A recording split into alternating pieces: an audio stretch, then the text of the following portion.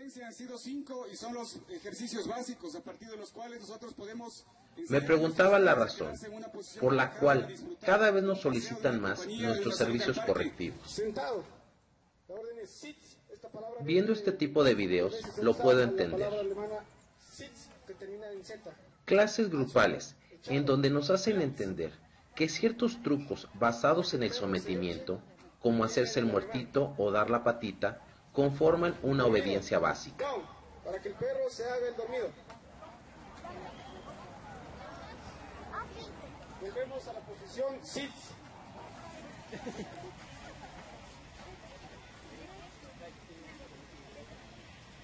Hands. Que el perrito dé la pata, salude con la patita. Hands.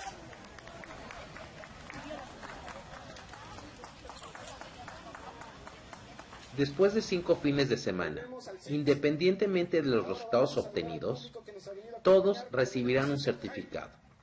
Y podemos asegurar que más de uno se sentirá con las capacidades para dedicarse al adiestramiento canino profesional. Sabemos que nuestros clientes no pretenden dedicarse al adiestramiento profesional, pero siento que es mi deber tratar de proporcionarles los conocimientos más indispensables sobre sus perros. De manera general, estos son algunos de los temas que vemos durante las clases. Viendo el pizarrón, se podría pensar que es muy complicado, pero si los vamos analizando punto por punto, veremos que todos tienen una coincidencia entre sí. Para poder entender el comportamiento de nuestros perros, nos tenemos que remontar hasta sus orígenes. Existen diferentes teorías referentes al momento en el que el humano tuvo sus primeros acercamientos con los antecesores de los perros. Uno de los primeros hallazgos sobre esta relación fue una pintura en una cueva de Turquía, la cual suponía 1200 años. En el año 2013 se publicó en la revista Science un estudio que determinaba, mediante análisis genéticos, que la domesticación comenzó con nuestros ancestros entre los 18 y 32 mil años. Los perros provienen de dos grandes especies, el Canis aureus chacal y el Canis lupus lobo. El chacal es un predador omnívoro de especies de talla mediana, como también carroñero. Los huesos largos de sus patas los preparan físicamente para carreras de larga distancia. Son capaces de mantener velocidades de 16 km por hora por extensos periodos de tiempo. En la sociedad de los chacales forman parejas monogámicas. Sus territorios son defendidos vigorosamente, desafiando a los intrusos, marcándolos con su orina y sus heces. Los chacales pueden encontrarse ocasionalmente en pequeños grupos, pero normalmente cazan solos. Probablemente los humanos conocían muy bien a los chacales, puesto que ya los seguían en sus desplazamientos cuando aún eran nómadas, rondando los campamentos en busca de comida fácil. Al llegar el hombre al norte del continente, se topó con los primeros lobos. El inicio de la relación no tuvo que ser fácil.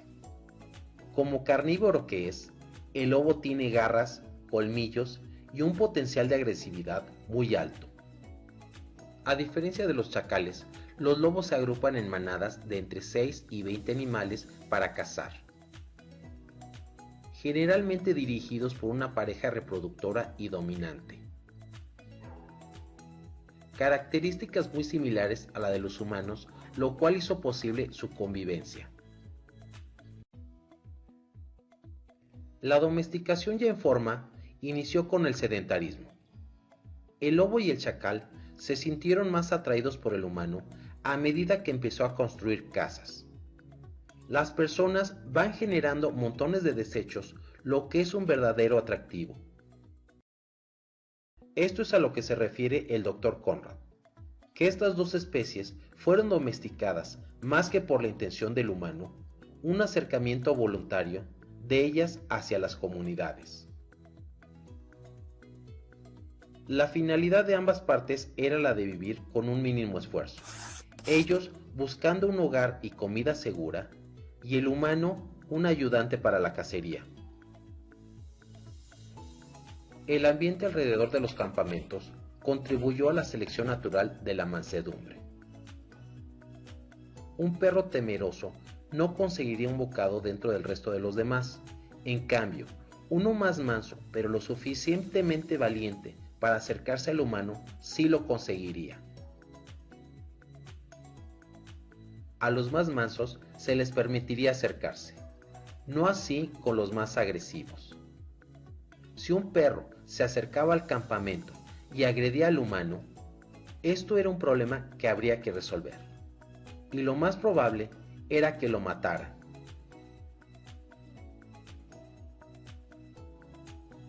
Cuando el humano vio que no solo servían para la protección de los campamentos, inició con la selección artificial y los empezó a adaptar para otros tipos de propósitos, principalmente el de la cacería y el pastoreo. Para los perros de cacería se necesitaban perros que tuvieran una mordida potente y que contaran con una buena movilidad, velocidad y resistencia. En cambio, para los perros de pastoreo se requerían animales a los cuales se les pudiera eliminar los dos últimos pasos de la caza, lo que son la manipulación y la ingesta.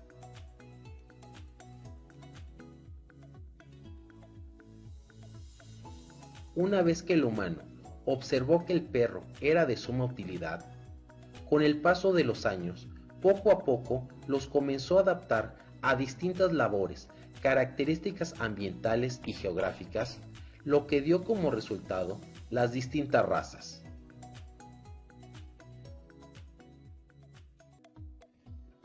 Nos tenemos que ayudar de la morfología para conocer el origen de las diferentes razas de perros y sus cualidades físicas. Es indispensable para poder entender el comportamiento y cuidados específicos que requiere cada una de ellas. El saber por qué un perro de raza Beagle aúlla cuando está solo y se escapa de casa, o cuál es el motivo que los cobradores se roban las pertenencias de sus dueños. Entender el por qué ciertas razas son catalogadas como potencialmente peligrosas y que el amor y la paciencia no bastan con ellas. No podemos negar el origen de los pitbull, el propósito para el cual fue creado. Estudios han demostrado que esta raza tiene una carga genética entre el 20 y 40% que los predispone a la agresividad.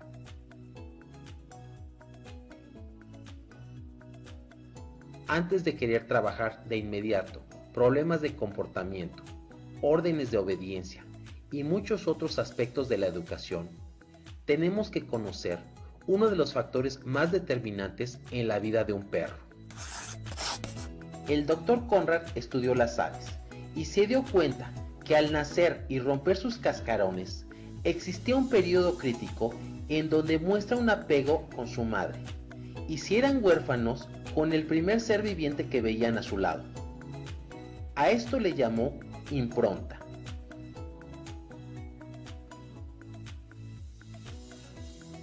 La impronta es como se denomina al breve periodo de tiempo en el que el cachorro inicia la exploración sensorial, interacción con el entorno y relación con sus congéneres. Durante esta etapa, el cachorro aprenderá a identificarse con los de su especie, comunicarse con ellos, comprender su lenguaje y mediante la observación imitará los distintos comportamientos de los adultos, abarcando de la 4ª a la 6ª semana de edad del cachorro. La socialización de un perro es el proceso por el cual acostumbrarás a tu mascota a reaccionar de manera adecuada, sin miedo ni agresión, frente a diferentes ambientes, personas, otros perros y otros animales. Se pudiera decir que es el segundo paso de la impronta.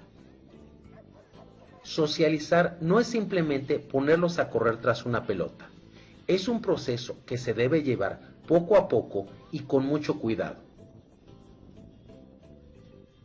La etología canina es la rama de la biología conductual que estudia el comportamiento natural de los perros sin importar la raza, lo que la diferencia de la morfología, concentrándose principalmente en las conductas instintivas. Los perros solamente tienen dos instintos, el de supervivencia y el de reproducción. Los demás son un conjunto de comportamientos complejos que llevan a satisfacer dichos instintos. Este es un punto muy importante, el saber diferenciar los instintos, puesto que ellos condicionan la conducta y el temperamento de los perros. En la actualidad, a todo comportamiento se le denomina como instinto, por lo que han llegado a clasificarlos como instinto de caza, instinto de presa, instinto de pastoreo, instinto de defensa, instinto maternal, instinto sexual, instinto gregario, instinto seguidor, instinto jerárquico, instinto de huida, instinto de juego, instinto de rastreo, instinto territorial, instinto de guarda, instinto de agresión. Con este criterio, cualquier comportamiento podría ser clasificado como instinto. Se me ocurre instinto de dar la patita. Stanley Coren es un profesor de psicología e investigador, muy valorado debido a sus investigaciones acerca de la conducta canina. Ha escrito varios libros del tema, de los cuales se puede destacar La inteligencia de los perros, con el cual no estoy totalmente de acuerdo. Califica el nivel de inteligencia de un perro de acuerdo al número de repeticiones que necesita para aprender una orden. A su juicio, el Border Collie es la raza más inteligente. A mí como veterinario y entrenador profesional, mi interés no es la rapidez con que aprenda una orden, más bien lo que la aprenda y la ejecute correctamente, con un poder mayor de retención. Según Stanley Coren, en los perros existen tres tipos de inteligencia. La inteligencia instintiva.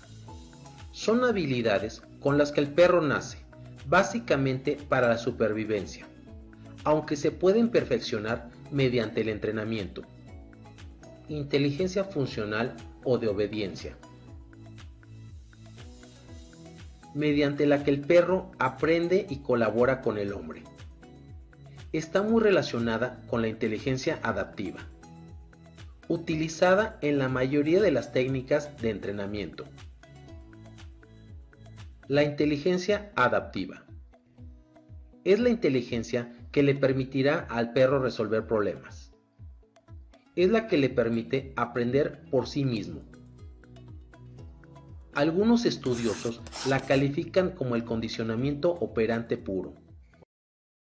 El adiestramiento canino es un conjunto de técnicas e instrumentos mediante los cuales se intenta hacer diestro a nuestro perro en conductas que trae por naturaleza. Dentro de las técnicas existen dos grandes grupos. Técnicas de adiestramiento canino basadas en las teorías del aprendizaje, las cuales se concentran en modificación de conductas del perro, dando poca relevancia a los instintos. Técnicas basadas en la etología canina. Se concentran en la conducta natural de los perros, instintos, priorizando el establecimiento de jerarquías de dominancia y dando menor importancia a las teorías del aprendizaje.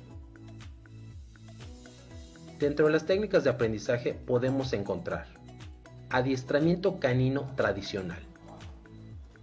Desgraciadamente, la mayoría de las personas lo relacionan con maltrato. aplicándolo correctamente, no debería de significar ningún daño hacia el perro. El adiestramiento tradicional se originó en las escuelas caninas de perros de guerra. Después de la Segunda Guerra Mundial, adquirió una gran popularidad. Se valen de instrumentos como collares de trabajo o de impacto, mal llamados collares de ahorque. En este tipo de técnicas se busca, a base de repeticiones, reprimir las conductas no deseadas hasta que desaparezcan. La obediencia básica consta de 5 órdenes principales que son: caminado junto, sentado, echado, quieto y venir al llamado. Adiestramiento en positivo. Se hizo muy popular en los años 90, cuando el libro No lo mates, enséñale, de Karen Pryor, se convirtió en bestseller. Se utilizan los mismos métodos que con los delfines, el clicker. Sin embargo, se ha demostrado que no son técnicas muy confiables para un entrenamiento formal. Se recomienda simplemente como diversión y para enseñarle ciertos trucos a nuestras mascotas. El método radica principalmente en el uso de refuerzos positivos, galletas o salchichas, popularmente conocidos como refuerzos. Técnicas mixtas. Las técnicas mixtas son puntos intermedios entre el adiestramiento tradicional y el adiestramiento en positivo. Por tanto, suelen ser menos duras que el primero, pero menos amigables que el segundo. Estas técnicas han dado resultados muy buenos con perros que compiten en deportes caninos. Técnicas basadas en la etología canina.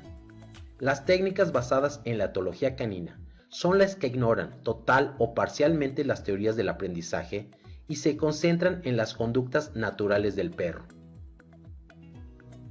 Su premisa fundamental es la de que el dueño tiene que adquirir un estatus de jerarquía superior a su perro. Aunque estas técnicas son muy populares, su eficiencia real es muy cuestionada. A ver, ¿sentada?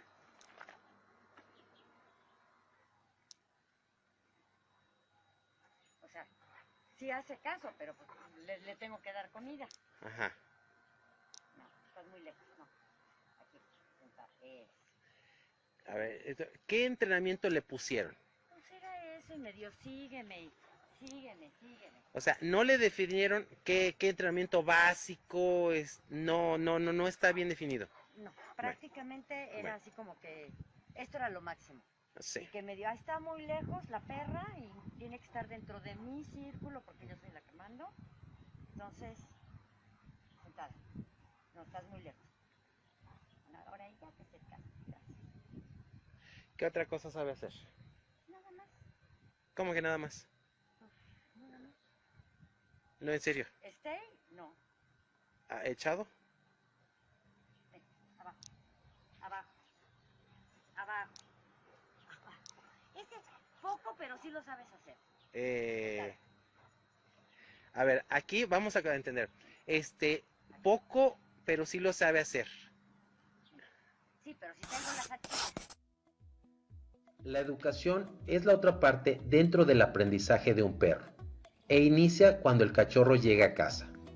La educación tiene un sentido preventivo más que correctivo, y va enfocado en las funciones vitales de nuestro perro. Dentro de los puntos más importantes que se enseñan son: rutina de alimentación, acostumbrar al perro a comer a sus horas y en un lapso determinado de tiempo. Esto repercutirá notablemente en el número de evacuaciones, así como en el ahorro de alimento. Control de puertas. Hacer que nuestro perro respete las puertas reduce un 60% en su ansiedad. Orinar y defecar en un solo lugar. Debemos de acostumbrar a nuestro perro a orinar y defecar en un lugar donde podamos lavar y desinfectar correctamente. Quitémonos esa mala costumbre de sacarlos a la calle a hacer sus necesidades. No subir a camas o sillones a menos que uno se lo permita. Respetar a las visitas. Perros educados son queridos por todos, incluso a quien no le agradan los perros.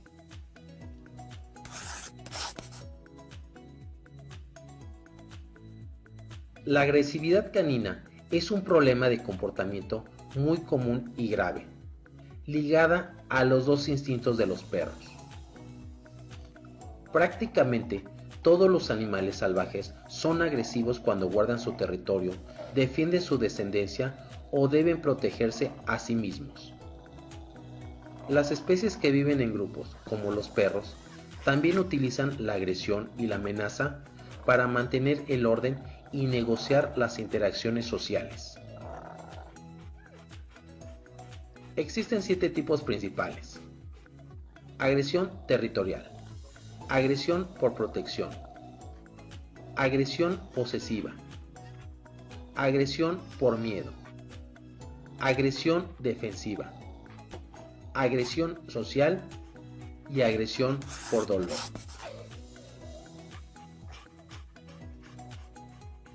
El Estado debería ser responsable que las personas tengan acceso a información seria a la hora de elegir una raza con la cual convivirán un promedio de 12 años.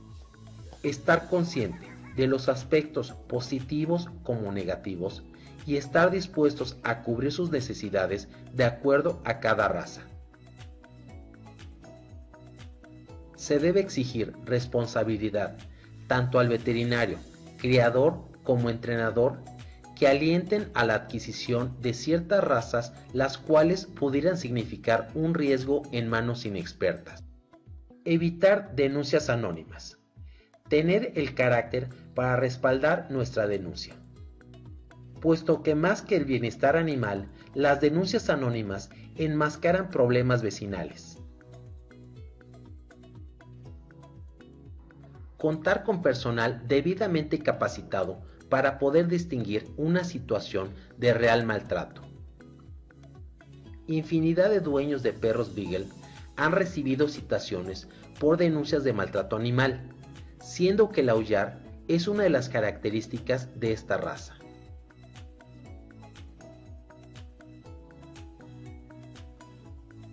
Estableciendo este tipo de medidas, se reducirían las cruzas indiscriminadas y los abandonos.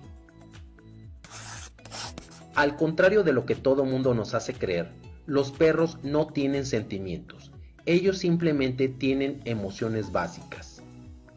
Los conceptos de emoción y sentimiento pueden ser confundidos con facilidad, y de hecho, incluso dentro del mundo de la psicología, es frecuente que se utilice como sinónimos. Una emoción es un conjunto de respuestas neuroquímicas y hormonales que predispone a reaccionar de cierta manera ante un estímulo externo. Un sentimiento es similar a una emoción y está muy relacionada con el sistema límbico, pero además de esa predisposición espontánea, incluye la evaluación consciente. En otras palabras, un sentimiento es el razonamiento de las emociones muy propias del humano.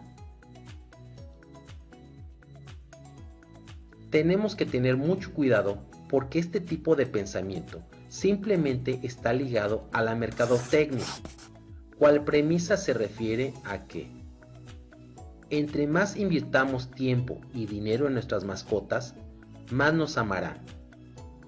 El antropomorfismo se refiere cuando atribuimos características o cualidades exclusivas de los humanos a animales de otras especies.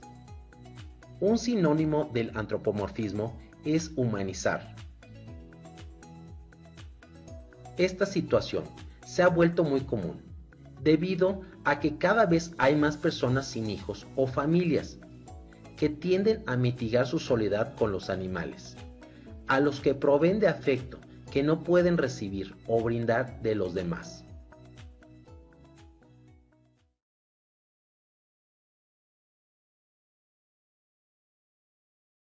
A medida de que el hombre evolucionó, cambió su entorno, sus necesidades y al mismo perro. Ya no se tienen las mismas necesidades de supervivencia. En la actualidad no tenemos que salir a cazar, ni tampoco recolectar nuestros alimentos, por lo que ya no requerimos un ayudante para dicho propósito. De igual manera, en muchas ocasiones no depende de ellos la protección de nuestra comunidad. En estos tiempos, lo que la mayoría de las personas busca en un perro es simplemente un compañero fiel. Tenemos que aceptar, hemos cambiado su entorno, pero al igual que hace miles de años, está obligado a dejar un poco sus instintos a un lado y seguir evolucionando para seguir disfrutando de nuestra compañía. A lo que yo le llamo la nueva etología.